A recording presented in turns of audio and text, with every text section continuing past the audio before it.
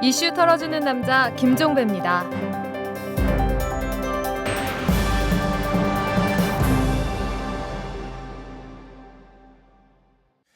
여러분 안녕하십니까. 11월 18일 월요일에 보내드리는 이탈남입니다. 날씨가 아주 춥죠. 0도라고 하는데요. 그래도 이탈남은 달립니다. 자, SNS 한 뉴스로 시작하겠습니다. 오마이뉴스의 박정호 기자 나오셨습니다. 어서 오십시오. 네, 안녕하세요. 네, 박정희 전 대통령 탄신제는 어떻게 취재 잘하고 오셨습니까? 네, 잘 다녀왔습니다. 네. 말 그대로 탄신제였고요. 네. 구미시장이 또 작년처럼 반인 반신이라고 네. 박 전 대통령을 칭하면서 네. 정말 탄신제다운 그런 행사였습니다. 네. 그러면 성인이 한 명 더 늘어나는 겁니까? 예, 그런 것 같습니다. 뭐 그만하죠. 네. 자, 시작할까요? 네, 고 노무현 전 대통령의 지시를 받아 2007년 남북정상회담 대화록을 삭제한 혐의로 불구속 기소된 조명균 전 청와대 안보정책 비서관이 어제 기자회견을 열어서 노 전 대통령으로부터 회의록 자체를 삭제하거나 기록원에 이양하지 말라고 지시받은 기억은 전혀 없다고 밝혔는데요. 네. 이에 대해 많은 SNS 이용자들이 검찰의 수사에 대해 의문을 제기했습니다. 한 트위터 이용자는 조명균은 처음부터 검찰한테 엄청 시달렸을 듯 이 사람 진술 외엔 아무 근거가 없었는데 그것도 사실이 아니었다니 조작 왕국이라고 꼬집었고요. 네. 다른 이용자는 핵심은 조명균 전 비서관의 증언을 바탕으로 하는데 검찰과 조 전 비서관의 입장은 현저히 다르다. 그래서 정치적 짜맞추기 수사라는 비판이 나온다고 주장했습니다. 네. 또한 니들은 누구 앞세워 대화록 불법 유출에 대해 또 부정선거에 대해 조목조목 반박할 사람이라도 있냐? 부러우면 지는겨 라는 의견과 조 전 비서관이 검찰에게 빌미를 준 것만은 확실하구나라고 안타까워하는 목소리도 있었습니다. 이 문제는 잠시 후 탈탈 인터뷰에서 이 당사자인 조명균 전 비서관하고 한번 인터뷰를 해보도록 하겠습니다. 네, 다음 소식은요. 네, 올해 프로야구 자유계약 선수 FA들의 몸값이 눈길을 끌고 있는데요. 롯데가 타자 강민호에게 4년 총액 75억 원을 안겨줬고요. 한화는 타자 정근우와 이용규를 각각 4년 총액 70억 원과 67억 원을 주고 영입했습니다. 네. 삼성 투수 장원삼 60억 원, NC로 옮긴 타자 이종욱이 50억 원을 받는 등 이번 FA 시장은 사상 최초로 500억 원을 돌파할 것으로 보이는데요. 네. 이 소식을 접한 SNS 이용자들은 엇갈린 반응을 보였습니다.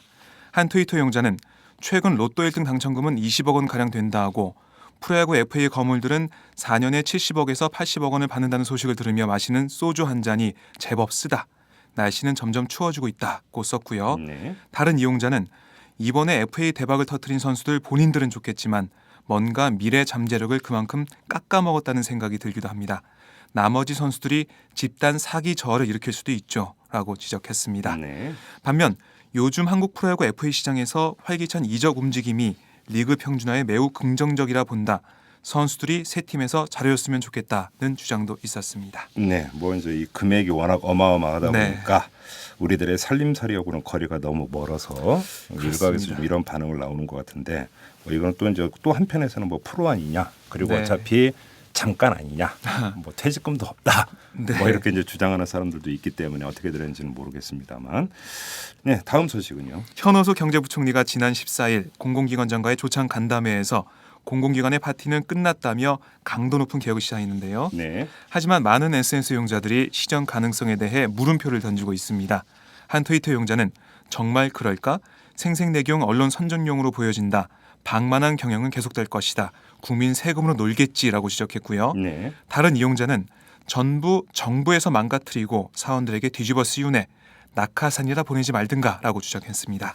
또한 기업들도 구조조정하고 공기업도 예외가 아닌데 국회야말로 생산성이 현저히 낮은 부실기관임을 모르나 봅니다.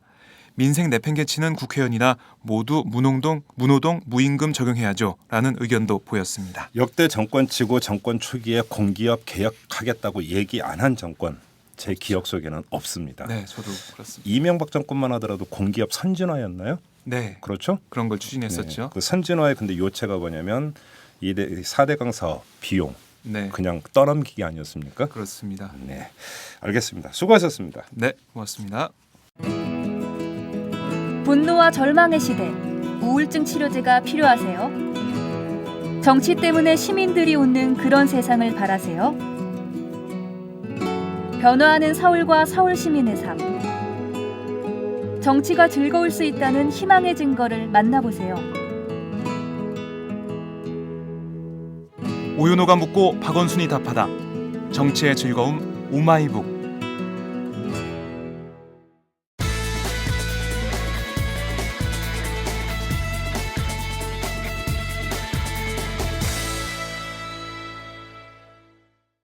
네, 검찰이 지난주 금요일에 NLL 대화록 이 실종 사건에 대한 수사 결과를 발표를 했습니다. 그런데 논란이 종식이 된 게 아니라 더 커지고 있는데요.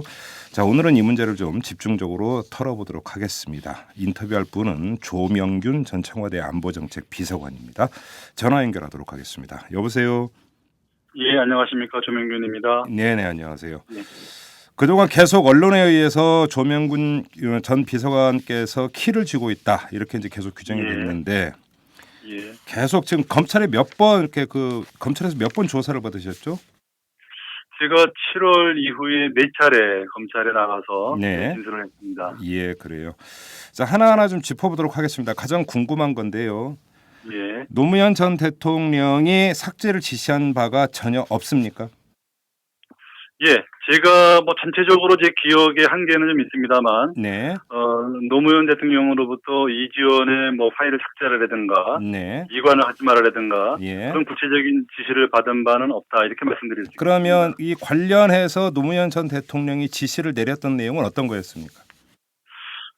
이 회의록과 관련해 지시를 내렸던 거는 크게 이제 세 가지 정도 이렇게 예, 제가 정리해 볼 수 있겠는데, 우선은 검찰 발표에도 나왔듯이 저희가 초안을 10월 9일 보고 드렸을 때, 네, 2007년 10월 9일 보고 드렸을 때, 그 뒤에 이제 내용을 한번 보시고 10월 21일 날 요 초안에 대해서는 재검토해라. 네, 사실상 이제 반려하는 그런 지시를 내려보냈고요. 그러면서 거기에 이제 표현이 부정확한 부분들, 네, 그거를 꼼꼼하게 잘 다듬어서 정리해라. 네, 그리고 또 앞으로 회담에 나가는 총리나 국방장관 회담, 정상회담에는 배석하지 않았던 분들하고도 공유를 해라. 네, 네, 그러시고 최종본 이 보안 문제 유의하면서 또 잘 처리를 하고 네, 최종본이 수정이 다 되면 이지원에 등재해라 예, 하는 그런 일차적인 지시가 한 번 있었고요. 예, 그다음에 이제 정황상 이렇게 추정을 해보면 12월 말경에 최종본 수정이 다 돼서 대통령님께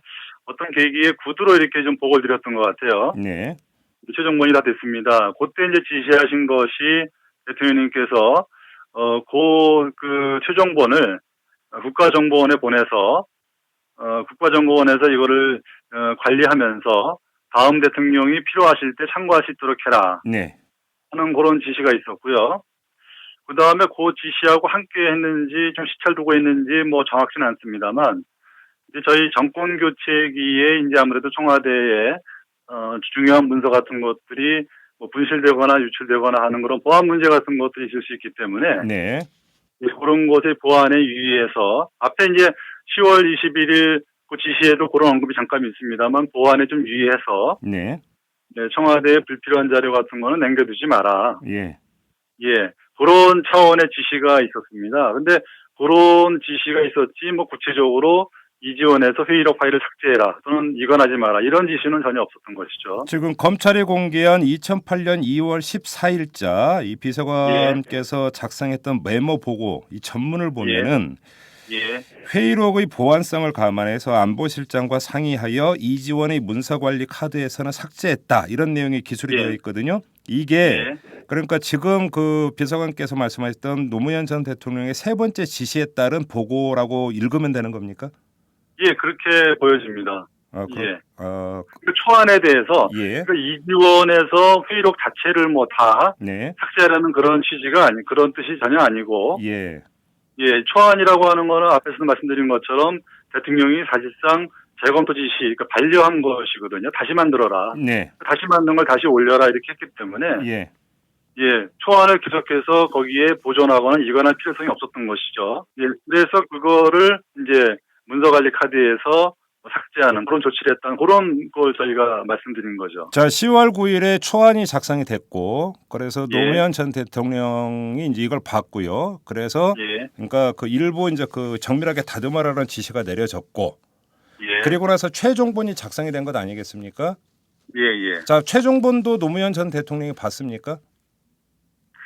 최종본을 구체적으로 문서로 출력해서 대통령님께 보고드린 기억은 없습니다. 아, 그래요? 예. 그것을 이제 일단 초안이 됐고 최종본이 대통령님이 이제 여러 가지 그런 지적도 하셨습니다만 크게 본질적으로 달라진 게 없지 않습니까? 예. 예, 그런 표현 같은 걸 좀 정확하게 다듬고 네. 또 뭐 저희가 통상적으로 그런 뭐 녹취록 할 때 또는 기자 브리핑 자료 만들 때 하는 것처럼 뭐 저를 나로 고친다든지 예. 뭐 문자가 너무 많이 들어간 거 좀 저희가 조정한다든지 그런 거 하고 네.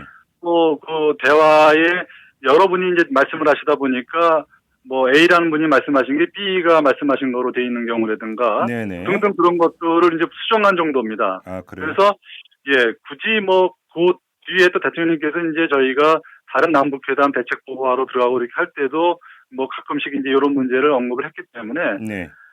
뭐 그때 가서 최종본을 뽑아서 다시 이걸 뭐 보십시오 이런 식으로 보고 드리지는 않았던 것 같아요. 우리 대통령님께서도 처음에 말씀하시길 뭐 다시 문서로 보고해라가 아니라 이전에 그냥 올려라 네. 이렇게 하셨기 때문에 최종본을 문서로 보고 드린 기억은 없습니다. 자, 문서로 보고 드린 기억이 없다고 지금 말씀을 하셨는데 그러면 초안도 문서로 보고를 했습니까?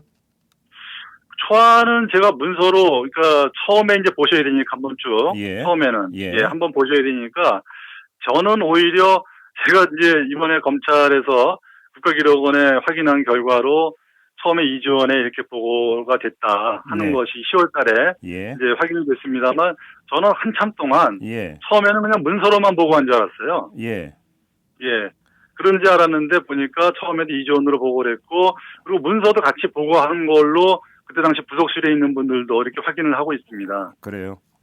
처음에 아무래도 한번 쭉 읽어보셔야 되니까. 그래 제가 바로 분량도 많고. 이 질문을 드렸던 이유가 그러니까 관행적으로 문서로 보고를 했다면 초안이 왜 이지원에 올라갔을까 이게 궁금해서 여쭤봤던 건데 그때 같이 이루어졌다 이런 말씀이시네요. 그렇죠. 그때 저희 청와대에서는 기본적으로 문서로 이렇게 뭘 보고를 하게 되면 그걸 동시에 하거나 아니면 그 후에도 바로 이지원으로 같이 또 이렇게 올리게 돼 있습니다. 그래요. 자, 그러면 초안은 왜 삭제가 된 겁니까? 초안을 삭제한 거는 앞에서도 말씀드렸듯이 대통령님께서 이제 저희가 정부 교체기에 그런 여러 가지 보안 문제를 감안해서 불필요한 자료는 남겨두지 마라 하는 그런 취지의 말씀이 있으셨고 또 초안은 이거는 최종문이 완성됐지 않습니까? 최종문이 완성됐고 또 국정원에도 또 다하게 보내서 거기대로 또 보관 조치가 다 됐고 이런 상황에서 이 초안은 대통령님께서 관리하신 문서란 말입니다. 재검토하라고. 그런 거기 때문에 계속 보존할 필요성이 없는 미완성, 미결제된 문서인 것이죠. 그래서 요거는 이관되지 않도록 이것이 괜히 청와대에 남아있지 않도록 그런 식의 이제 어떤 조치를 취했던 거죠. 자, 여기서 좀 제가 교통 정리를 좀 할 필요가 있는데 저희가 이 문제와 관련해서 여러 번 인터뷰를 했는데요. 좀 갈려서 좀 확인차 여쭤보는 건데 애당초 이지원에 한번 탑재가 되면 삭제가 불가능하도록 기술 설계가 되어 있었던 거 아닌가요?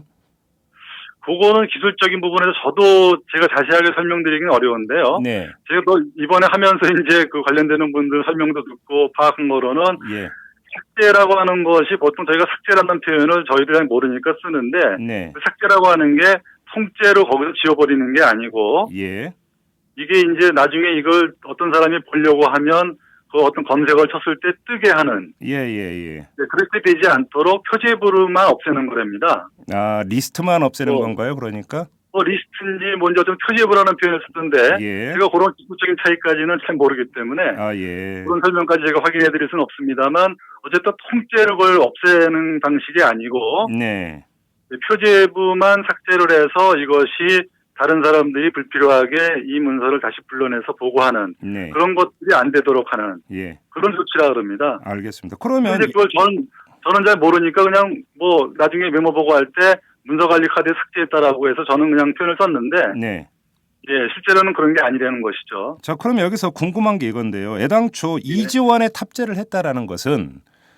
기록물로 보관 이유로 그러니까 보관 목적으로 탑재를 했다고 해석을 해야 되는 거 아닙니까?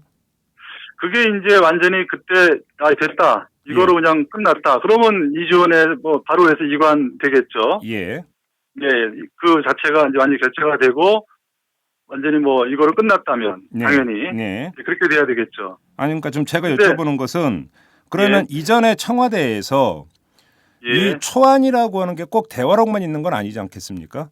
예, 예. 문서를 작성하다 보면 초안본이, 그러니까 초본이 있고 최종본이 있을 수가 있는데, 예, 예. 자, 그러면 그 다른 문서도 이 초본은 전부 다 삭제를 했습니까? 아니, 성격이 다르죠. 다릅니까? 예, 예. 이 녹취록이라고 하는 것은 어떤 정책 결정 과정에서 처음에 우리가 이렇게 생각했는데 다른 의견이 또 제시가 되고 그래가지고 네. 그 다음에 이거 어떻게 고쳐나가고 하는 것들은 초안의 보존 필요성이 있죠. 예. 그래야 이제 나중에 예. 나중에 이게 진짜 누가 네. 청와대는 특히 그런 게 다 기록에 남게 돼 있습니다. 예. 그 남는 것이 굉장히 중요하고요. 예. 나중에 이제 이게 최종적으로 고쳐지게 되면 처음에 누가 어떤 의견을 얘기했고 초안이 뭐였는데 그런 것들이 남아야 되죠. 그렇죠. 예. 네, 녹취록이라고 하는 거는 우선 가장 중요한 원본 녹음 테이프가 남아있지 않습니까? 네네. 그거를 이제 그 단순히 기술적으로 녹취록을 풀고 하는 분들이 하다 보면 아무래도 현장에 있지 않았기 때문에 네. 아까 말씀드린 것처럼 부정확하게 표현하고 또 화자가 바뀌고 등등 여러 가지. 그러니까 기본 녹음 파일이 바뀐 게 아니라 그거를 녹취록을 풀어서 하는 과정에서 그런 어떤 기술적인 그 네. 부정확한 부분들을 바로잡는 것이거든요. 예. 예, 그래서 이 녹취록 같은 경우는 초안을 보존할 필요성이 없는 것이고요. 예. 같은 사례로 제가 이제 통일부에서 한참 30년 근무하면서 많은 남북회담에 참여를 하고 녹취록 만드는데도 감려를 했습니다만 네. 그 어떤 남북회담 녹취록도 같은 과정을 거치게 됩니다. 녹음 테이프를 듣고 풀어서 초안 만들고 수정하고 최종본 만들고 하는데 이 초안을 보존한 사례가 없었습니다. 네. 그래요. 그리고 제가 외교 행사 대통령 모시고 정상 행사로 외국에 나가거나 국내에서 할 때 외교 전문도 작성을 하게 되면 처음에 쭉 작성을 하고 나서 거기에 이제 수정할 부분 수정하고 최종본이 만들어지면 네. 처음에 저희가 쳤던 초안은 삭제를 합니다. 아, 그렇습니까? 예. 국회 속기록도 그렇게 한다 그러고요. 예. 속기록 처음 해서 친 다음에 그걸 다 돌려보고 수정되면 처음 초안은 삭제한다 그러고요. 네. 그러니까 이 녹취록이라고 하는 속기록이라고 하는 성격과 다른 문서하고 성격이 좀 다르다는 것도 저희 고려할 필요가 있습니다. 아, 이제 좀 이해가 되겠습니다. 그러니까 다른 정책 사안 같은 경우는 정책 이제 발의 과정부터 결정 과정까지가 전부 다 드러나야 되니까. 그럼요, 그건 중요하죠, 그게. 그렇죠. 이제 그러니까 초안부터 해갖고 쭉 과정 1차, 2차, 3차 회의록 이런 것들이 전부 다 보관이 돼야 되지만 녹취록은 성격이 다르고 다른 녹취록도 초안은 다 삭제가 됐다 이런 말씀이시죠? 지금 이번에 검찰 발표 보면 이제 검찰 조사한 거 보면 다른 정상회담, 외국과 정상회담 중에 일부가 초안과 최종본이 같이 보존된 경우가 있다 하는. 예. 그래서 초안이 보존돼야 된다라는 근거를 하는데 그거는 저희가 처리한 것이 아니고요. 예. 네, 다른 이제 저희가 정상회담 녹취록 같은 경우는 또 부속실에서 많이 처리를 했는데 그쪽에서 처리한 것 중에 일부가 대통령 기록물법이 시행이 되면서 처음에 이관 작업하면서 일부가 그런 초안도 같이 넘어간 게 있답니다. 아, 예. 예, 그런 것이 이걸 일반화시켜서 그게 그랬으니까 모든 초안을 다 넘겨야 됐다. 이런 식으로 볼 수는 없는 거죠. 알겠습니다. 자, 그러면 최종본은 왜 없어진 걸까요? 그거는 이제 저도 조금 의아하게 생각하는 부분인데요. 네. 이제 어쨌든 앞에서도 말씀드린 것처럼 제가 이제 여러 가지 업무에 바쁘고 이렇게 하다 보니까 12월 말에 대통령님께 최종본이 다 됐습니다. 이걸 이제 어떤 계획에 보고 드리고 대통령님께서 국정원에 보내서 보관하도록 하고 또 불필요한 그런 자료는 청와대에 남겨두지 마라는 지시에 이제 받고 국정원에 이제 1월 초에 제가 보내거든요. 네. 근데 이제 그때 12월 말 1월 초에 보게 되면 12월 말에 이제 12월 28일부터 개성에서 서해평화협력 특별지대 1차 회의가 열렸습니다. 예. 그래서 이제 안보실장이 위원장을 해서 참여를 하셨고 저도 같이 이제 거기 이제 동행을 해서 갔고요. 예. 그리고 1월 초에는 이제 항상 북한에서 신년사가 나오는데 그때 같은 경우는 이제 대통령님이 정상회담한 직후기 때문에 북한의 신년사에서 또 어떤 메시지가 나오느냐는 것이 굉장히 중요했고요. 그렇죠. 예. 북한 핵 문제 같은 것이 그때 또 굉장히 크리티컬한 그런 상황이었고요. 네. 예, 그런 상황이었기 때문에 제가 일단 대통령님 보고 드리고 또 대통령 지시대로 국정원에 보내고 나서 일단 요 일이 마무리됐구나 그러고 그 뒤에 이제 최종본을 이전에 올리고 또 초안에 대해서 처리하고 하는 걸 갖다가 좀 뒤로 밀어놨던 것 같습니다. 예. 예, 지금 제가 추정컨대 그러다가 이제 다른 바쁜 일에 밀려서 이게 한참 뒤까지 가지 않았나 그러니까 그렇게 생각을 하고 있습니다. 결국은 이제 업무 폭증 때문에 실수로 빠졌다 이런 말씀이시네요. 간단히 예, 정리하면. 뭐 실수라고 표현할 수도 있고요. 예. 그래서 뭐 저로서는 기본적으로 제가 이제 대통령님께 보고 드리고 또 국정원에 보내고 하는 건 끝났으니까 나머지는 어떻게 보면 그냥 좀 뭐 이전에 올리고 또 불필요한 거는 정리하고 하는 그런 식의 처리만 남았으니까 네. 이건 좀 나중에 하지 아마 이런 식으로 하고 하다가 예. 뭐 바쁜 일정에 밀려서 좀 뒤로 예. 가지 않았나 이런 추정이 생깁니다. 근데 이게 좀 그 양이 많아서 그런가요? 최종 단계에서 한번 총 점검하는 이런 과정을 보통 일반적으로 거치지 않습니까? 그렇죠. 그래서 이제 나중에 1월 말에 확인된 것 같아요. 네. 이게 저희가 그때 당시에 그 이관하는 저희가 문서가 뭐 전체 참여정부 전체적으로 800만 건 가까이 됐다 그러는데요. 예, 예. 그중에서도 저희 안보정책 비서관실이 청와대 내에서 가장 그 이관 문서가 많은 부서 중에 하나였습니다. 아, 예, 예, 예. 저희가 이제 뭐 통일, 외교, 안보, 국방 다 현안을 다루다 보니까 네. 그래서 저희가 아주 굉장히 그 처리하는데 굉장히 아주 뭐 바빴던 그런 상황이었고요. 이제 그러다 보니까 나중에 이 초안을 정리하지 않고 최종본이 또 이전에 올라가지 않은 게 뒤늦게 그걸 쭉 마무리 정리하면서 확인이 되지 않았나 이렇게 생각이 됩니다. 그게 그러니까 뒤늦게라고 하는 게 시점이 언제를 말씀하시는 겁니까? 1월 말에 제가 그 초안을 예. 일단 계속 검토로 처리한 거 보게 되면 그때쯤 1월 말까지 일단 다 마무리하게 돼 있는데 예. 예, 그때쯤 제가 이게 처리가 안 됐네 하는 거를 그때 다시 이제 새삼스럽게 확인을 하고 예, 아니 그 1월에 그 최종 점검을 했다면 그때라도 그 최종본을 이지원에 탑재할 수 있었던 거 아닌가요? 예, 그렇죠. 근데 이제 이게 초안을 또 처리하는 문제도 있고 네. 예, 초안을 이제 어떻게 처리할 거냐. 예. 이거는 이관되지 않고 보존할 필요성이 없는 거니까 이거 처리하는 문제도 있고 또 최종본을 또 이전에 올리는 문제도 있고 네. 예, 그래서 그런 걸 아마 이제 제가 뭐 안보실장님하고도 또 우리 안보실 내에서 상의도 하고 네. 또 담당되는 부서에도 야 이거 어떻게 처리하면 좋겠느냐 네. 이런 식으로 아마 문의를 했을 거예요. 제가 추정컨대. 예. 네, 근데 이제 뭐 저희도 그렇습니다만 그쪽도 뭐 마무리 작업하느냐고 정신이 없이 바빴고요. 네. 그래서 이제 그쪽에 뭐 답을 듣고 이거는 뭐 이렇게 처리하고 저렇게 처리하자라고 돼서 이제 그 다음에 제가 조치를 취한 건데 네. 그게 조금 시간이 걸렸던 것 같아요. 제가 그냥 혼자 이렇게 뭐 초안에 대해 삭제할 수가 있는 게 아니거든요. 네. 저는 삭제 기능은 저한테 없습니다. 예. 아니요. 삭제 예, 제가- 부분이 아니라 예. 제가 그러니까 1월 말쯤에 그 최종본이 이지원에 올라가지 않은 사실을 확인을 했다고 말씀하셨잖아요, 지금. 근데 이제 초안이 있으니까 아, 예. 이거를 초안의 그 방식은 저희가 정책 문서 같은 경우 이제 초안도 보존할 필요가 있으면 초안에 최종본을 같이 올리면 됩니다. 네. 예, 근데 이거는 초안은 이관할 필요성이 없는 거 아니겠습니까? 예. 예, 그래서 초안을 어쨌든 처리를 하고 또 최종본은 최종본대로 올려야 되는. 그렇죠. 그렇죠. 예. 예, 그렇게 되는 거죠. 근데 이거로면 최종본을 또 별도의 문건으로 해서 올릴 것인지 예. 어떻게 할 것인지 그런 것들은 이제 또 저 나름대로의 판단도 있지만 그 기록을 담당하는 곳의 의견도 또 제가 들어봐야 되고요. 예. 예, 그래서 아마 제가 안보실 내에서도 상의됐지만 또 담당하는 곳에도 그런 걸 문의하고 네. 예, 그쪽에서는 또 그쪽대로 또 바쁘니까 거기서 또 자기네 그 검토한 의견을 저한테 주고 그러고 조치가 이루어지고 이러면서 좀 시간이 걸리지 않았나 이렇게 생각이 됩니다. 요 부분에서 좀 다시 한번 추가 질문이 들어가야 될 것 같은데요. 아까 제가 예. 검찰이 공개한 2008년 2월 14일자 비서관님의 메모 보고 전문을 이제 말씀을 드리지 않았습니까? 자, 그러면 이때 이지원의 문사관리 카드에서 삭제했다 이런 표현이 나온단 말이에요. 이게 이제 초안을 두고 하는 얘기잖아요.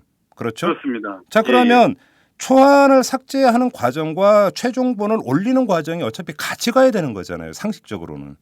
그렇죠. 거의 뭐 그 크게 차이가 없죠. 시간적으로도 그렇고 예. 절차상으로도 그렇고. 예. 예. 근데 왜 최종본이 안 올라갔느냐 그러니까 여쭤보는 건 바로 이 부분입니다. 그러니까 그런 식으로 1월 말에 제가 네. 초안이 처리가 되지 않고 최종본도 올라가지 않은 거를 확인을 하고. 네. 예. 근데 이게 이제 제가 그냥 초안을 제가 삭제할 수는 없는 거고요. 제가 혼자서. 네네. 그 다음에 초안이 어떤 식으로든 처리가 돼야 거기에 맞춰서 최종본을 또 올리는 거고요. 네. 그러다 보니까 그거 제가 담당하는 곳에다가 문의를 하고 예. 거기서 이제 그러면 초안은 자기네가 이렇게 처리를 하겠다. 예. 그러니까 초안에 이렇게 하지 말고 다른 방식으로 해서 그거는 또 이지원대로 등재를 해라. 예. 아마 그런 제가 답을 들었겠죠. 네. 추정컨대. 예. 그래서 이제 조치를 그렇게 이렇게 취하면서 우선 초안 처리를 그쪽에 이렇게 요청을 하고 네. 그래서 이제 메모 보고에는 초안은 이렇게 처리했습니다라는 보고가 들어갔던 거고요. 예. 그러면서 이제 최종본은 이렇게 메모 보고를 올립니다 하는 예. 내용이 들어갔던 것이죠. 그래요. 자, 그 비서관께서 검찰의 조사를 받은 후에 언론 보도에 예. 뭐 노무현 대통령이 삭제를 지시했다고 검찰에서 진술했다 이런 보도가 나온 거 기억하시죠? 예. 그러면 이거는 그때 당시 오보였던 겁니까? 오보는 아니고요. 예. 제가 1월 달에는 진술을 하면서 대통령님, 제가 정확하게 표현은 기억이 안 납니다만 대통령님 지시로 이지원에서 파일을 삭제한 것을 확인했다 네. 하는 예. 아마 그런 비슷한 표현으로 제가 진술을 한 거는 맞습니다. 예. 1월 달에. 예. 그런데 제가 이제 그때는 다 아시다시피 이 건은 전혀 상관이 없었던 그렇죠. 정문원 의원이 예. NLA 노무현 대통령께서 NLA 포기 발언을 했다는 것 때문에 고발된 예.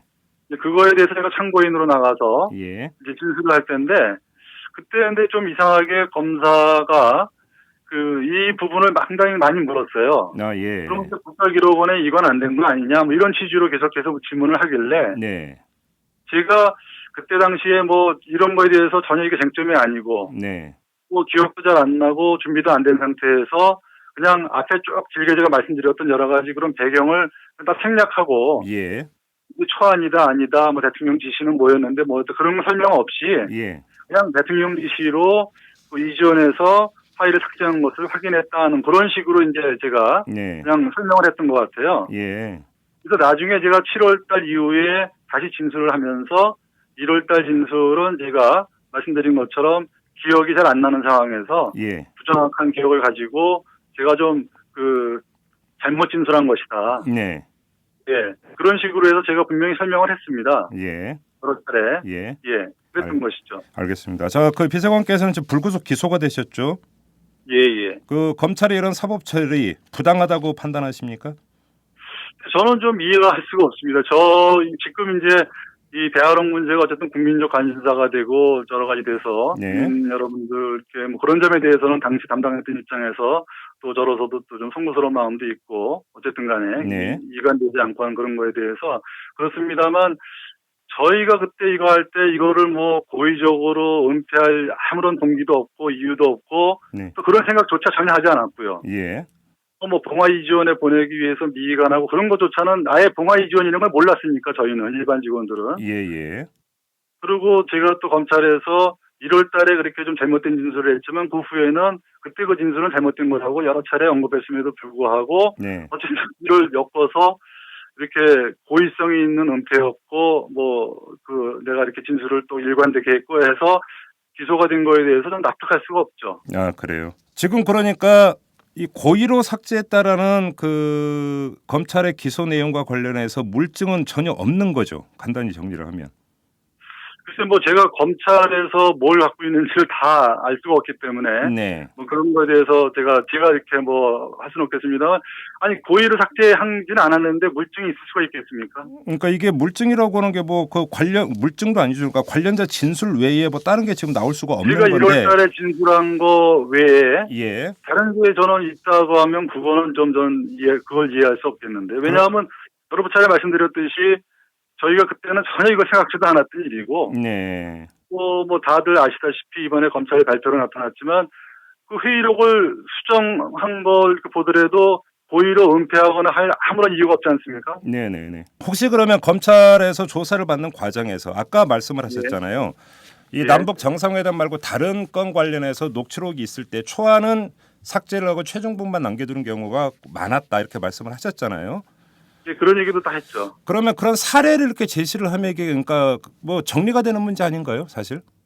그런 사례는 뭐 제가 볼 때 검찰에서 확인하자고 들면 앞으로 예. 재판에서 이제 다 확인이 되겠습니다만 예. 쉽게 확인할 수 있습니다. 그러니까요. 그리고 예. 저희가 어떤 조직에서도 네. 저도 뭐 많은 분들하고 이거 관련해서 얘기를 해보게 되면 네. 주변에 있는 분들하고 또 어떤 분도 이런 성격의 초안을 예. 이걸 같이 보관한다고 하는 분을 못 봤어요. 예. 알겠습니다. 자, 뭐 재판 준비 아주 조심스럽게 철저하셔야 될 것 같아요, 비서관님. 예, 그래야죠. 알겠습니다. 자, 오늘 인터뷰는 여기까지 하겠습니다. 고맙습니다. 예, 감사합니다. 예. 이슈 털어주는 남자 김종배입니다. 냉철한 분석, 깊이 있는 통찰로 우리 사회 현안을 털어드립니다.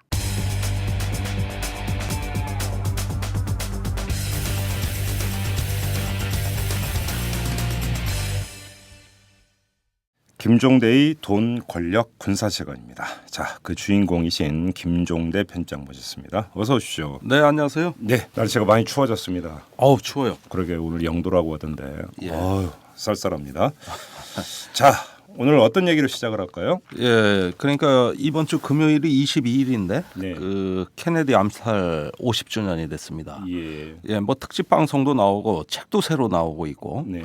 또 여러 가지 행사도 있고 그러지만은 사실 젊은 사람들한테는 이게 뭔 사건인가, 이게 뭐 그렇게 의미 있는 사건인가 의아스러운 청취자도 많으실 것 같아요. 그러게요. 예. 그런데 이제 그 물론 50년 전의 일이고 또 미국에서 벌어진 일이지만은 오늘날의 이제 한반도 정세, 네. 또 남북 관계, 또 핵위협 이런 것을 대단히 시사하는 바가 크다는 생각에서 네. 오늘은 그 문제를 좀 얘기를 해볼까 합니다. 그래요. 그럼 암살 사건의 포인트가 어디에 있다고 보시는 겁니까? 물론 암살 사건 자체는 어떤 개인에 의해서 오스왈드라고 하죠. 예, 그렇죠. 그 개인 범행으로 밝혀진 우발적인 사건 네. 이렇게 정리가 돼 있어요. 예, 공식적으로. 그렇습니다. 예, 예. 그다음에 그 수사 기록은 70년간 그 공개가 금지돼 있습니다. 네. 예, 그래서 그다 봉인이 되어 있는 사건이기 앞으로 때문에 20년을 더 기다려야 되네. 아직도 멀었어요. 예. 예. 그리고 설령 그것이 공개된다 한들 근데 보통 30년인데 문서보건 기한이 미국 같은 경우. 아니 그런데 이 사건만큼은 대단히 어떤 특별하게 물론 하원이 재검증도 하고 여러 차례 했지만은 예.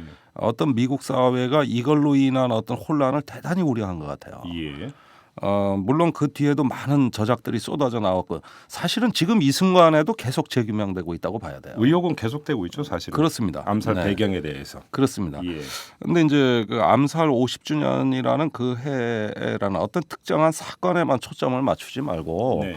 그 시절의 미국 사회를 한번 전체적으로 조망을 해보면은 그 이후로도 평화의 지도자들은 계속 순환을 당했거든요. 네.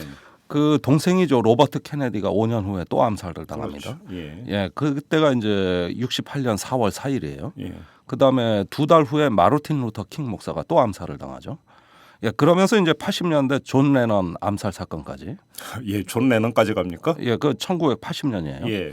그러니까 미국에서 이제 반전, 평화, 예. 그다음에 이제 어떤 민주주의와 개혁 이런 쪽의 어떤 인권 운동가들. 예. 사실 미국만큼 그런 사람들이 순환을 많이 당한 국가도 없는 것 같아요. 전 세계가 그렇지만은 예. 그러면서 이제 그 60년대 반전 운동으로부터 80년대 그 핵군비 경쟁에 대한 그 군비 감축 운동 또 민권 운동에 이르기까지 상당히 많은 어떤 그 사람들이 순환을 당하고 어떤 비운의 예. 아주 비극적인 운명을 맞이했습니다만은 예, 오늘은 이제 케네디 암살 사건에 좀 초점을 맞춰볼까 합니다. 그러니까 케네디 하면 제일 먼저 떠오르는 것은 쿠바 핵 위기고 네, 그렇지 않습니까? 그렇습니다. 그리고 이제 후르시초프하고 이른바 한 라인을 가동을 해서 평화적으로 그 문제를 결국은 이제 최종적으로 해결을 했고 해결을 하던 중에 그렇죠. 예, 일부는 했죠. 이 성과는 있었어요. 어차피 예. 이제 뭐 그 이 소련 당시 소련이죠. 예. 소련 배가 돌아갔으니까 일단 직접적으로는 그렇습니다. 예. 네. 그러면은 그 암살당하기 그 한 해 전인 네. 1962년에 쿠바 미사일 위기에 대해서 좀 살펴볼 네, 필요가 있어요. 네. 사실은 이 사건이 63년도에 케네디의 어떤 그 암살에까지 이어진다고 보기 때문에 네. 62년 그 쿠바 미사일 사건을 잠시 봐야겠는데 그 사건은 62년 10월에 벌어졌습니다. 네. 약 13일간 위기가 진행됐는데 가장 어떤 그 위기의 발화점이 된 거는 10월 16일이었어요. 네. 62년 10월 16일. 그때 미국의 U2 정찰기 한 대가 그 쿠바 상공을 정찰하다가 기묘한 사진을 입수합니다. 맞아요. 그 사진에 보면은 쿠바가 이제 본토에서 건설 중인 핵 기지와 거의 유사한 네. 완전히 똑같은 이게 사열로 돼 있어요. 그런 어떤 그 건설 장면이 포착이 됐는데 이것은 뭐 분석해 보니까 그 즉시 이것은 쿠바의 소련의 새로운 핵 미사일 기지가 건설되고 있다는 네. 이런 어떤 그 정보로 분석이 됐습니다. 참 그때 그 이 쿠바 위기를 다룬 영화가 하나 있었는데 13일 13 days. 예. 진짜 정밀하게 잘 다룬 저도 그거 봤는데. 그건 명작이에요. 예. 네. 예, 막전막후에서 어떤 일이 벌어졌는가를 그렇죠. 예. 그 쿠바 미사일 위기가 어떤 그 냉전사에서 차지하는 어떤 그 위상이라는 건 엄청난 사건이에요. 네. 우선 첫 번째로 실제 핵전쟁 위기까지 갈 뻔했다는 거예요. 그렇죠. 충분히 핵전쟁이 일어날 수 있었어요. 이 사건이 끝나고 케네디가 핵전쟁이 일어날 확률은 3분의 1에서 2분의 1 사이였다고 얘기했어요. 그런 만큼 실제적인 핵전쟁의 공포가 아주 구체적으로 체감이 된 사건이라는 점에서 중요하고, 두 번째는 그 정보가 위기 관리를 하는 데 있어서 매파와 비둘기파로 양분된 네. 어떤 정보 관료들 사이에서 치열한 논쟁. 예. 그러면서 그것이 최적의 대안을 향해서 이렇게 쫓아가는, 말하자면 국가의 의사결정의 하나의 전형을 창출했다는 점에서 현대 어떤 위기 관리를 공부하는 많은 사람들에게 교과서가 돼 있죠. 예, 그래서 연구물도 수없이 쏟아지고 있어요.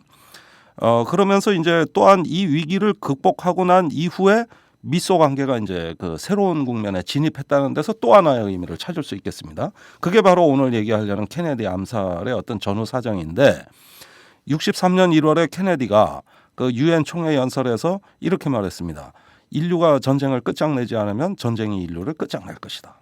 이건 뭐냐면 그 전해 10월에 있었던 어떤 구체적인 핵전쟁이라는 어떤 공포와 압박, 불안 심리가 이제 더 이상 이 인류에 남아 있어서는 안 된다. 이거 어떻게든 끝장을 내야 된다. 이렇게 이제 케네디가 신년가로 돌변하게 된 하나의 이런 원인이 됐고, 이제 그 소련과의 그 핵무기 실험 금지 협정, 이거를 추진하게 된 직접적 이유가 됩니다. 그런 만큼 이 쿠바 핵 위기라는 것은 우리가 냉전주의자, 특히 보수주의자들의 사고방식은 뭡니까? 그때 어떤 그 미국의 핵무기의 억제력이 소련으로부터의 어떤 전쟁을 막아냈다. 이게 주류 해석 아닙니까? 네. 그래서 공포의 핵균형, 네. 예, 이렇게 얘기를 많이 합니다. 그런데 실제로 케네디나 그 동생 로버트 케네디는 그 반대로 생각했다는 거예요. 오히려 핵전쟁은 충분히 일어날 수 있었고 그렇죠. 얼마든지 가능한 사건이었다. 예, 국방장관은 저 맥나마라 국방장관입니다. 아주 예. 유명한 사람이에요. 예. 예, 맥나마라는 이제 초기에 매파에서 비둘기파로 전환하면서 위기 중에 그 해군이 저 소련의 핵잠수함하고 충돌하려는 거를 해군 상황실에 가서 직접 통제하면서 막아낸 그게 문민 그러니까 국방장관. 아까 제가 언급했던 그 영화에서 영화에 나와요. 그 장면 상황실에서 나오죠. 이른바 그 매파하고 네. 맥나마라하고 간의 어떤 그 네, 아주 치열한 눈빛 교환과 막 고함이 언쟁과 나오고. 예. 네, 이게 아주 적나라하게 묘사가 되고 있어요. 그렇습니다. 예. 예. 그럼 이상하게 영화 선전을 자꾸 하네. 아, 그 좋은 영화니까 괜찮아요. 예, 그거 많이 보시라고 제가 권장하고 예, 싶어요. 예, 그 좀 책 읽기 뭐 하시면 그 네. 영화 한번 보시면 쿠바 위기라고 네. 하는 게 뭔지가 네, 아주 자세히 나와 있거든요. 네, 그렇습니다. 예. 그런데 그 쿠바 미사일 위기의 그 디테일이 왜 그렇게 잘 드러났는지 알아요? 왜 그렇게 자세하게? 그러게요. 예. 자료가 많아서 그런 것도 있겠지. 공개된 자료가 많아서. 예. 그런데 사실은 그 1년 전에 61년에 피그스만 사건 때 관료들이 하도 거짓말하는 걸 보고 케네디가 질렸다고. 예. 그래서 저놈들 저기 회의 때는 이런 말하고 밖에 나가 언론에 가서는 딴소리 한다. 예. 이거에 아예 케네디가 질렸어요. 예. 그때가 취임 첫 해입니다. 네. 그러니까 몰래 녹음을 한 겁니다. 그래요? 예, 그 엑스컴이라고 예. 국가안전보장회의 집행위원회 네. 뭐 국방장관, 국무장관, 뭐 합참의장, 뭐 안보보좌관, CIA 다 들어온다고. 거기서 이게, 몰래 예. 녹음을 했어요? 다 들어오는데 이 참석자들 모르게 예. 비밀리에 녹음을 한 거예요. 어허. 그래서 그 13일간의 위기 과정에서 나눴던 얘기들이 숨소리까지 지금 다 공개된 거예요. 어허. 그래서 그 저기 디테일에 대한 어떤 그 묘사가 가능해진 거지. 예. 사실은 그래서 후에 밝혀진 건 뭡니까? 저기 그 어떤 이 위기 기간 중에 어떤 그 관료들끼리 극심하게 논쟁하고 충돌하면서 거의 미국이 파경 직전까지 갔던 이런 정황들이 다 드러난 거예요. 그러니까 연구 재료가 되고 그렇죠. 지금 이 순간에도 그 사건에 대한 재조명이 계속되는 거죠. 사실 이런 어떤 그 미국의 어떤 그 자유로운 의사 결정, 의사 토론 이런 것들이 어떤 위기 관리의 최적의 대안을 찾아냈다는 건 지금 박근혜 대통령이 보고 좀 배워야 됩니다. 예. 자기 혼자 다 결정하고, 그렇죠. 예, 어디서 결정했는지도 모르고, 예. 투명성이 전혀 없고, 예. 이런 어떤 그 정치 체제에서는 최적의 대안을 도출하기가 어렵다는 교훈도 나오는 거예요. 그렇죠. 예. 근데 어느 조직이나 어느 관료 사회나 어떤 정책 결정 과정에는 항상 비둘기파와 매파는 있게 마련 아니겠어요? 있게 마련입니다. 네. 그렇죠. 그게 네. 꼭 군사 안보 분야에만 있는 것도 아니고 사실은. 그렇습니다. 그렇죠. 거기서 이제 내부 토론과 합의의 과정 합의의 과정. 이게 네. 상당히 중요한 거죠. 그렇습니다. 그러니까 굉장히 체계적이고 이론적인 접근법이에요. 네. 반면에 이제 그 누가 먼저 대통령한테 꼬질렀느냐에 따라서 대통령 생각이 왔다 갔다 하는 경우가 있다고. 그렇죠. 최초 입력이 중요하죠. 그렇죠. 예. 이런 경우를 이제 언커미트 싱킹이라 그래서 이도저도 아닌 주관 없는 사고. 예. 이건 MB가 많이 했어요. 예. 은제는 일본하고 정보보호협정 체결하려고 하는데 요게 말썽이 나거든. 그러니까 정무수석이 그러지 말고 다 엎어버리고 독도 갑시다. 그렇죠. 이러니까 한 달 만에 정책이 완전히 극에서 극으로 바뀌잖아요. 예. 이런 사고 방식.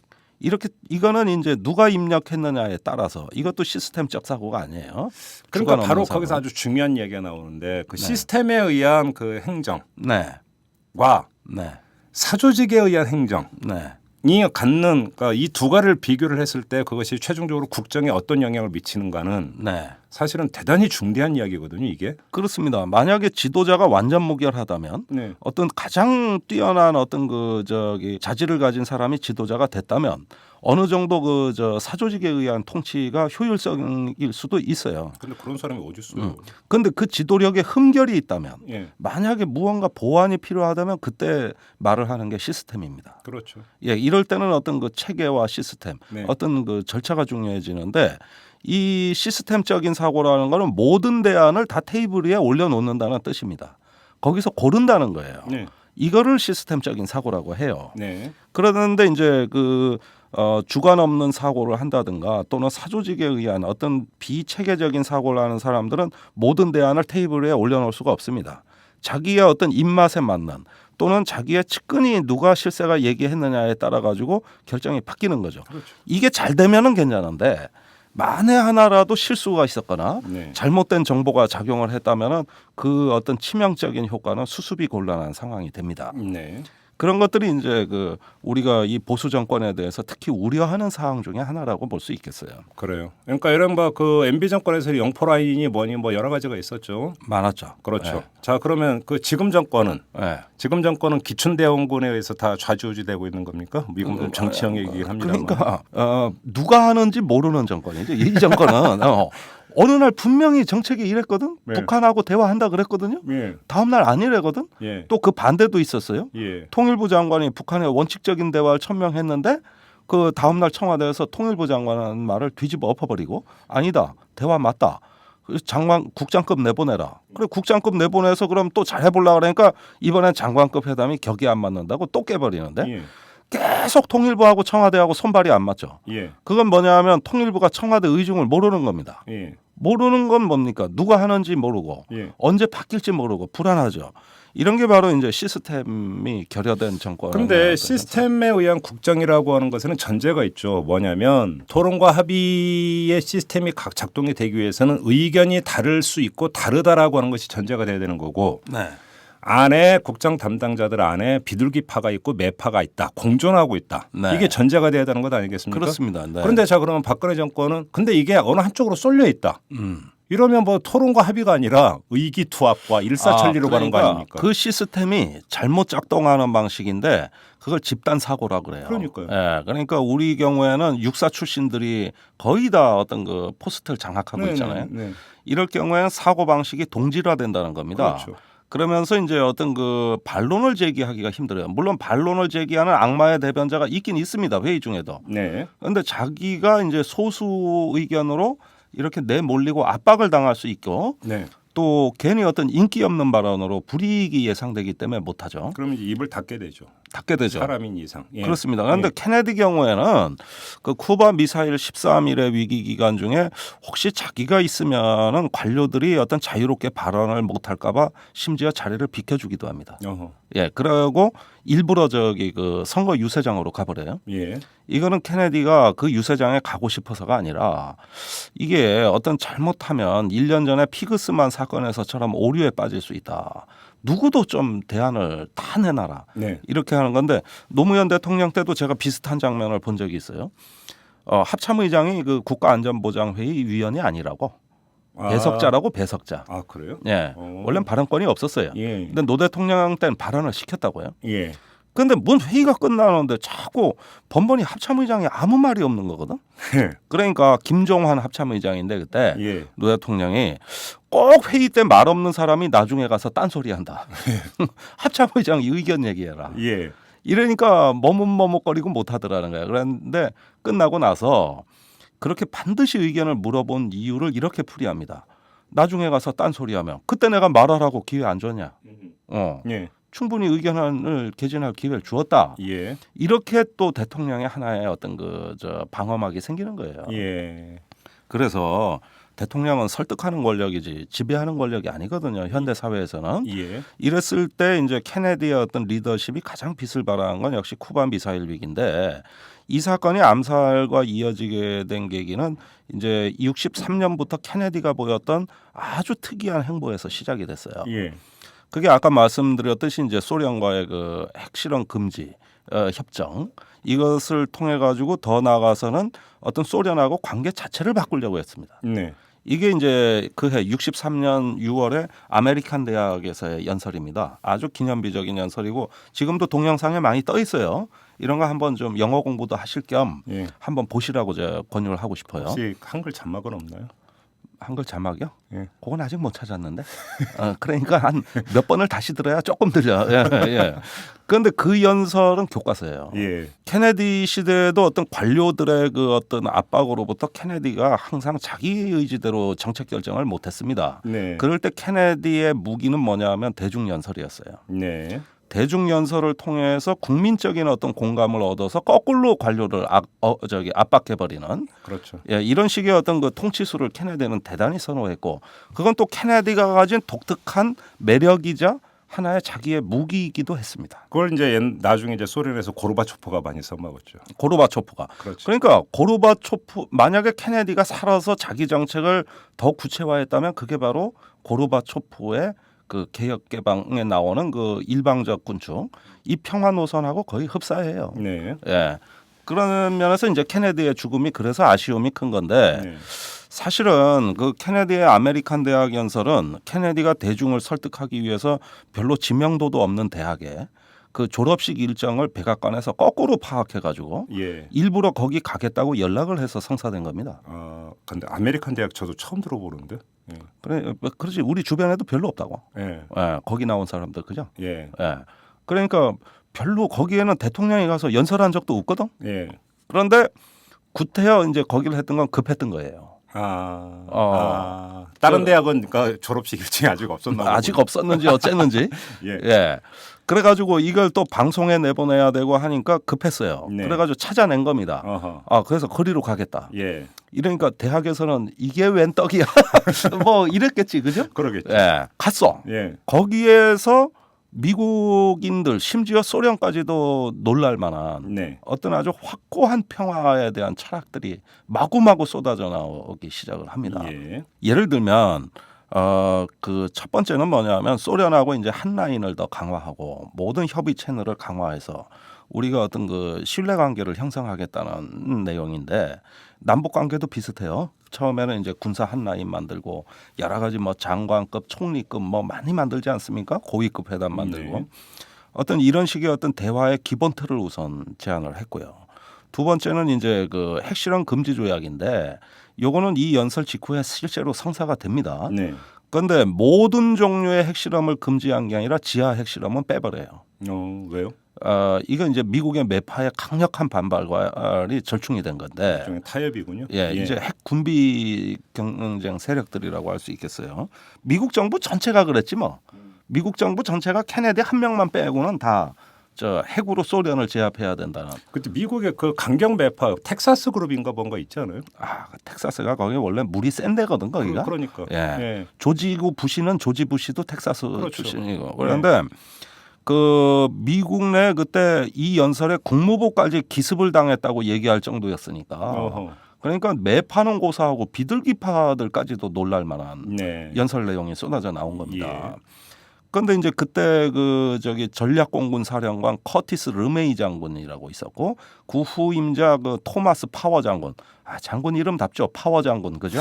예. 이런 사람들이 이제 그 소련에 대한 어떤 전략 핵 공격 능력을 완성시키려던 시점이었어요. 예. 그 전략 폭격 계획이라는 거는 약 1000개의 목표물에 제1격으로 미국이 가진 핵무기를 대부분 쏟아부어서 약 소련과 그 위성 도시 중국까지 해가지고 4억 명 정도의 인류를 절멸시킬 수 있는 핵폭탄을 1000개를 쏟아붓는다고요? 아니 목표가 1000개라니까. 그러니까 더 되는 거죠. 그렇죠. 예. 한 곳에 한 거 하나만 떨어뜨리지는 않으니까. 예. 뭐 그러면 뭐 그냥 지구의 판이 초토되겠구만 그냥. 그래서 61년도에도 이게 문제가 돼서 맥나마라 장관이 전략공군 사령관을 방문해가지고 이게 말이 되냐 이랬을 거 아닙니까? 무식해도 어떻게 너무 무식한 지금 그 전략이 지금 계시고. 그러니까 파워 장군이 이렇게 얘기했어요.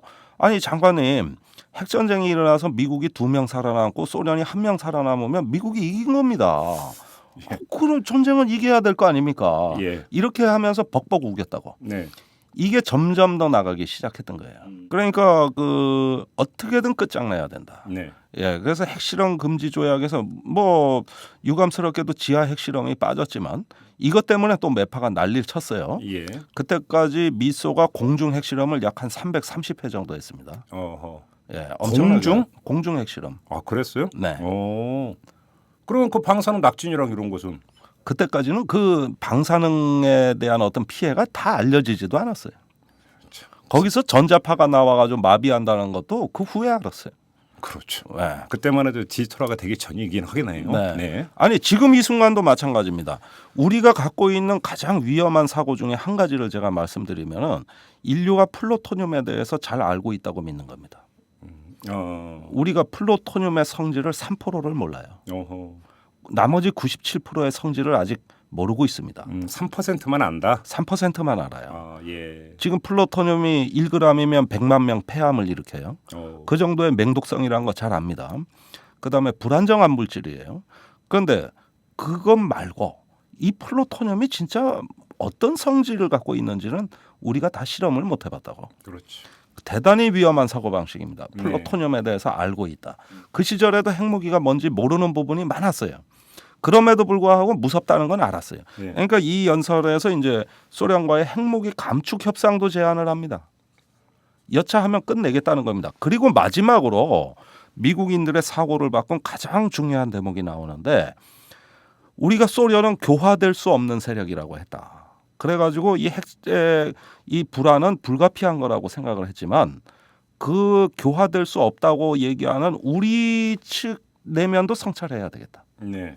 그러니까 우리도 교화돼야 된다는 거를 설명해 버린 겁니다. 한국식으로 뭐 케네디가 종북이었구만. 종북 저리 가라죠. 그렇지. 그러니까 여태까지 남북 관계가 이 모양 이 꼴 된 데는 우리 책임도 있습니다. 어느 날 대통령이 이런 연설하고 나섰다고 생각해봐. 난리 나지. 노무현 대통령도 그런 연설은 못했어요. 예. 네, 우리도 원인이 있다. 네. 그러니까 이것은 케네디 같은 탁월한 연설가기 때문에 여기까지 갈 수 있었던 거예요. 네. 예, 어눌어눌하고 박근혜 이명박 실력으로는 안 돼요. 이거 안 된다니까. 그래요?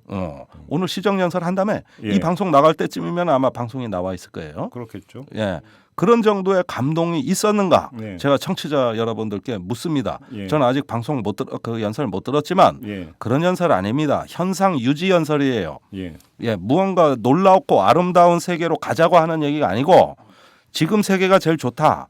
이거를 깨트리는 놈은 반역자다. 이 기조에서 나오는 거예요. 네. 무슨 감동이 있습니까? 알겠습니다. 아무튼 자 케네디는 그렇게 행보를 잡았어요. 발걸음을. 그죠? 자 그러면 여기서 이른바 강경 매파 그룹, 네, 그다음에 냉전 세력들이 네. 기분이 좋을 리가 없을 거 아닙니까? 이건 거의 뭐 진주만 기습 같은 그렇죠. 사건이죠. 아니 아까 얘기했잖아요. 비둘기파 같은 국무부까지도 자신들이 기습을 당했다고 네. 생각을 할 정도였으니까. 네. 그런데 케네디가 우리도 성찰해야 된다. 우리도 반성해야 된다. 그러면서 이 얘기를 한 것에서 우리가 가장 미국 사회의 어떤 다가가는 쇼킹한 특징이라고 하는 건 뭐냐면은 그 이전까지는 핵미사일의 권위에 누구도 도전한 사람이 없었다는 데서 그 특이성이 발견이 되는 겁니다. 네. 지금까지 미국 대통령 중에서 아예 정치적으로 핵무기 감축을 표방한 대통령은 딱 3명밖에 없었어요.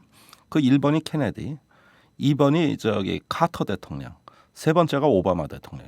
예. 물론 레이건이나 부시 대통령도 핵무기 감축을 했습니다만은 그것은 자기의 철학이나 정책이 아니라 상황 때문이었어요. 기브앤테이크였죠. 네. 그렇죠. 그러나 핵이 감축돼야 된다는 것이 신념화돼서 네. 그것이 정치적으로 주장된 대통령은 3명밖에 없습니다. 바로 아까 말씀드렸던 민주당 대통령 3명이에요. 그러네요. 다 근데 다 민주당이네요. 그중에 최초의 대통령이 바로 케네디였다는 건데 미국의 복음주의자들의 어떤 사고 방식으로는 이 핵미사일이라는 건 세계 평화를 위해서 신이 내려준 선물이라고. 그렇죠. 여기에는 어떤 신격이 부여되어 있습니다. 따라서 이것은 대통령이라 하더라도 함부로 건드릴 수가 없었어요. 근데 케네디가 취임했을 때 제일 황당하게 생각했던 건 뭐냐면은 그때 그 쿠바에서 미사일 위기가 벌어졌지만 실제 위기는 베를린이었거든. 베를린 위기 때문에 쿠바 미사일 위기가 생긴 거라고 보았는데 그 베를린에서 위기가 벌어지면 현지에서 핵미사일을 쏠 수 있는 현지 사령관은 터키에 주둔하고 있던 미군 사령관이에요. 그런데 자동 방어 계획 EDP라고 해요. 이머전시 디펜스 플랜 EDP에 의하면 긴급 사태가 발생했을 때 미국 대통령 허락도 없이 현지 사령관이 소련의 핵미사일을 쏠 수 있게 돼 있었다고. 여기에 케네디가 제일 충격을 받은 거예요. 영어 아까 얘기한 영화에서 그 얘기도 나와요. 나오죠. 네, 나와요. 여기서 핵에 대한 관리가 이렇게 허술하구나. 네. 자기 의지와 관계없이도 발사되는구나. 이거에 처음에 그 13일의 위기 초반부에 네. 케네디가 여기서 경악을 해버리는 거고요. 예. 그다음에 소련도 마찬가지입니다. 그 쿠바 미사일 위기는 그 이후로도 계속 규명이 새로 됐는데 1997년에 이제 하바나 소련 쿠바의 하바나에서 국제 회의가 열립니다. 여기에 이제 당시 그 소련의 외상이 참석해서 증언을 하는데 이때 맥나마라 전 국방장관이 듣고 있다가 의자에서 굴러 떨어질 뻔했다는 거예요. 왜요? 당시 쿠바에는 미국이 발견한 미사일 말고도 이미 핵미사일이 100기가 배치돼 있어서 여차해서 그 쿠바에 만약에 미군의 어떤 폭격이 시작되고 공습이 시작되면 그 미사일은 발사되게 돼 있다는 거예요. 후르시초프의 저 승인을 받지 않고 현지의 소련 사령관이 이 얘기를 듣는 순간 그것까지는 97년도까지 맥나마라가 모르고 있었거든요. 거의 의자에서 굴러 떨어질 뻔했다는 겁니다. 그러니까 스콧 세이건이라는 학자가 그 안전의 한계, 더 리미트 오브 세이프티라는 책에서 규명한 건 뭐냐면은 냉전 시대 핵무기로 공포의 균형을 이루어가지고 미소 관계에 전쟁이 억제되고 안정돼 있었던 것처럼 보이지만 그거는 학자들이 지어낸 얘기다. 천만의 말씀이다. 얼마든지 일어날 수 있었다. 우연적인 요인도 많았다. 왜 그걸 무시하느냐? 이러면서 이제 냉전에 대한 재해석을 하는 어떤 수정주의 그룹들이 있는데 굉장히 설득력이 있습니다. 그런데 이러한 어떤 위기가 케네디의 아메리칸 대학의 연설의 배경을 구성했던 건 분명한 사실이에요. 자, 그런데 우리가 이제 모두 이제 케네디 암살 사건부터 얘기가 시작이 되지 않았습니까? 그럼 우리 그 김종대 편집장께서 보시기에 오스왈드의 개인적인 범행이 아니라 그 뒤에 그 수구 냉전 강경 매파 세력의 사주나 뭐가 있었다고 볼 수 있을까?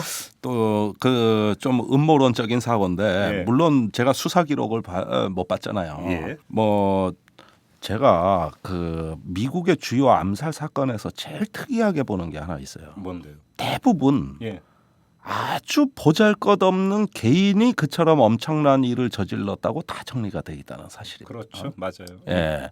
오스왈드는 개인 범행이고 또 경찰의 연행 중에 그 사람도 암살당했어요. 그죠? 맞아요. 이게 참 뭐 아주 우리 직관으로는 도저히 이해할 수 없는 그런 어떤 우발적인 것 치고는 너무나 엄청나지 않습니까? 그리고 로버트 케네디 그 동생 암살 사건도 마찬가지인데 그때 유력 대선 후보였습니다. 로버트 케네디는.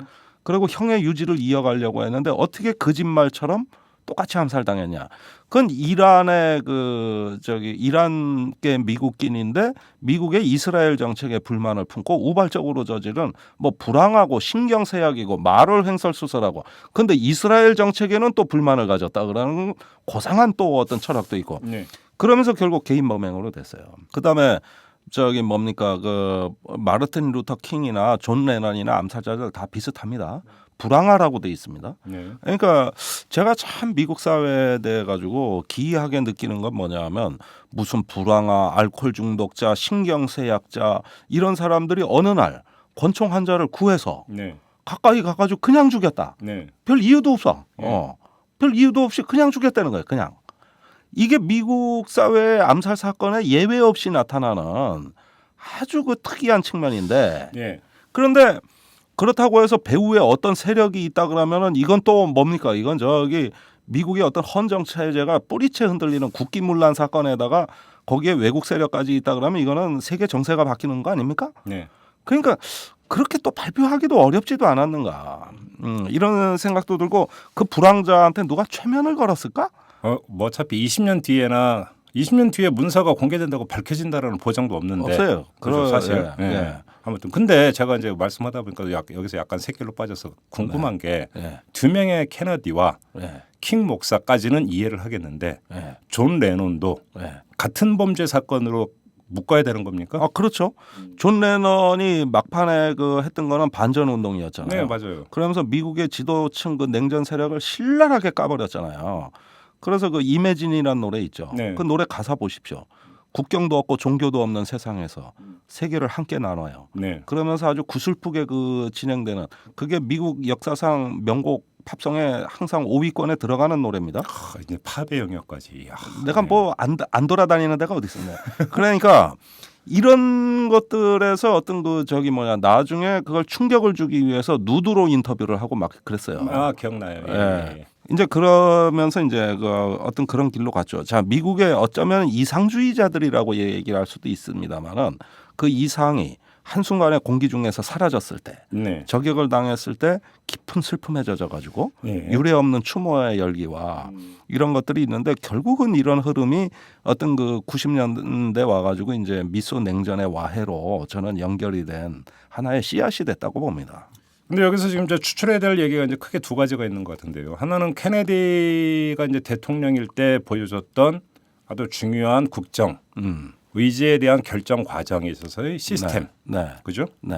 그러니까 충분한 합의와, 그러니까 충분한 토론과 합의. 그렇습니다. 이것 하나가 지금 추출이 돼야 되는 거고. 그렇습니다. 또 한 가지는 그 케네디의 어떤 철학이 뭐든, 네. 대국민 설득이 뭐든, 강경 매파 냉전 세력의 그 네. 철옹성 같은 예. 이것은 너무나 굳건했었다라는 사실. 그렇습니다. 이것도 사실은 추출이 돼야 되는 것 아니겠습니까? 그렇습니다. 그래서 사망한 후에 저격당한 후에 즉시 핵군비 경쟁으로 돌아가서 아주 그렇죠. 미친 듯이 핵무기를 무슨 장난감 찍어내듯이 찍어내요. 예, 예. 그렇죠. 자, 이렇게 봐야 되는데 그것이 우리 사회에 시사하는 바가 상당히 크다. 그죠. 저는 그런 면에서 뭐 일부 청취자 중에는 이제 저하고 의견이 다르신 분들도 있을 수 있습니다만은 예.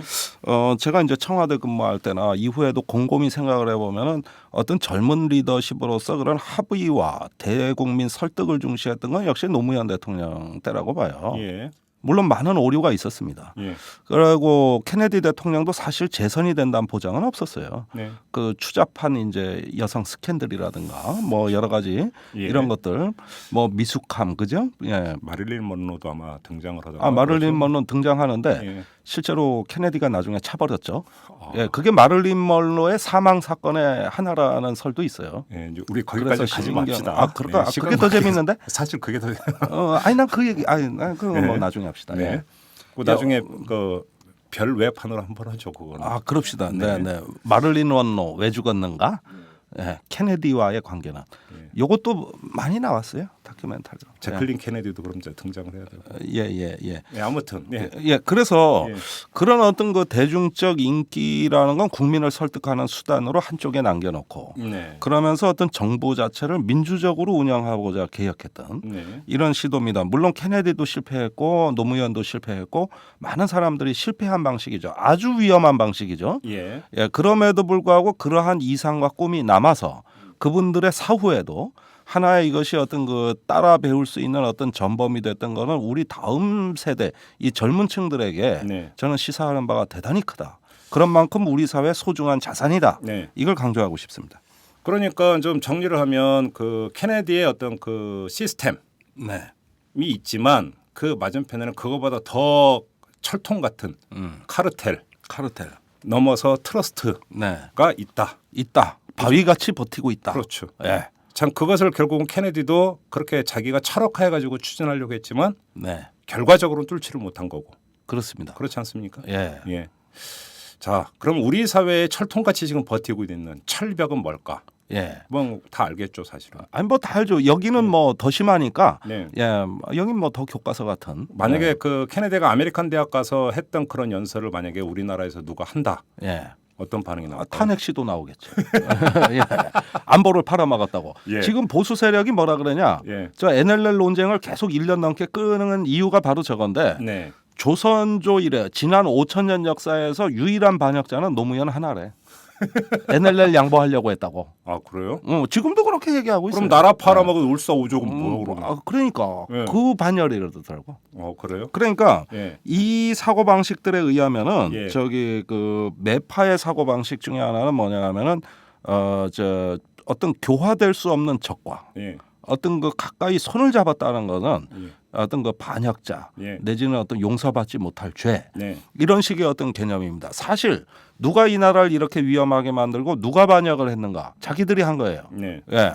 국민들 끌고 가서 군대 가서 죽이고 네. 그다음에 전쟁터 내보내서 원치 않게 해서 죽이고 가족들하고 저 생이별 시키고 이렇게 했던 사람들이 반역자입니다. 네. 그러나 이걸 타파하고자 했던 그걸 반역이라고 하는 거예요. 근데 뭐 이거저거 다 바라지 않고 박근혜 정권에서 그러니까 저는 아주 소소하게 그 매파와 비둘기파 간의 어떤 균형이라도 좀 이뤘으면 좋겠어요. 그렇죠. 그러니까 매파 비둘기파라는 말 자체가 쿠바 미사일이기 때문에 생긴 용어예요. 그러니까요. 예. 그러니까 이런 부분에서의 어떤 그 우리가 의사 결정이라는 것들에 있어 가지고 국가적인 대결단 네. 또 어떤 적과의 어떤 화해를 통해 가지고 더 아름답고 새로운 세상으로의 어떤 전진, 진화, 진보라고 할 수 있는 예. 이러한 기본 정신마저도 우리가 잃어버렸을 때는 이때보다는 그때 이매진에 나오는 가사처럼 됩니다. 네. 하늘 위엔 천국이 없어요.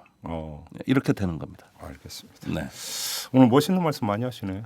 제가 가끔 그래요. 알겠습니다. 오늘 여기까지 하도록 하겠습니다. 수고하셨습니다. 예, 감사합니다. 여러분은 지금 10만인 클럽 회원 김미가 후원하는 김종배의 이슈 털어주는 남자를 듣고 계십니다.